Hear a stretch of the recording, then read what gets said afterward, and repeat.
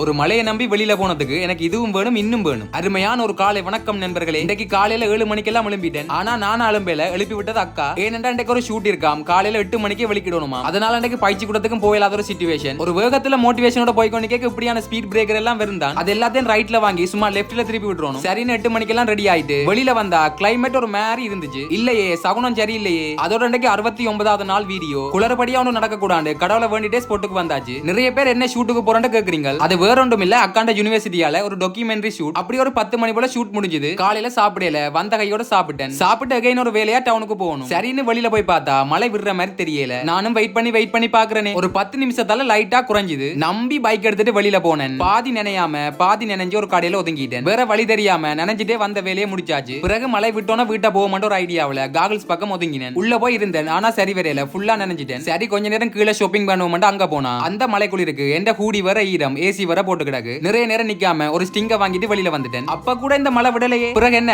நினைச்சிட்டே விட்ட வந்தாதான். நமக்கு அவ்வளவு பொறுமை எல்லாம் இல்ல நண்பர்களே. பிறகு ஈவினிங் மட்டும் எங்கேயுமே போகல. ஒரு 6 மணி பொழுதில் நண்பர் வீட்டை வந்தார். அப்படியே நேர டீ கடைக்கு போய் டீயை குடிச்சிட்டோம். பட் நண்பருக்கு கொஞ்சம் கோல்டு ஃபீவரா இருக்காம். டீ வர போதாதுன்னு சொன்னேன். சரி அடிக்கிற மலைக்கு சுட சுட சூப் குடிப்போம் போயிட்டோம். ஆளுக்கு ஒரு காளான் சூப் ஆர்டர் பண்ணோம். சுட சுட வந்துச்சு. அது அப்படியே பொத்துனாப்புல எடுத்துட்டு வந்து குடிச்சிட்டு ஒரு 7 மணி அளவில் வீட்டை போயிட்டு சாப்பிட்டு தூங்கி விட்டேன். அப்புறம் என்ன நாளைக்கு பாப்போம்.